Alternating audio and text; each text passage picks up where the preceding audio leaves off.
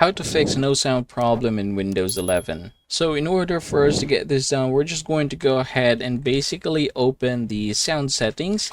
All right, there you go. So now we are here. And yeah, once you are here, what you're going to do is basically select here from different devices which one you are using as your output. So again, we have here the output. It could be your headset, it could be your speaker. So go ahead and choose which one you're using.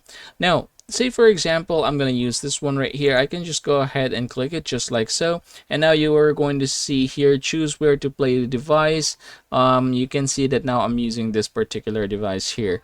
Now, say for example, that doesn't work. I want you to go ahead and head over to the volume and make sure that this is 100.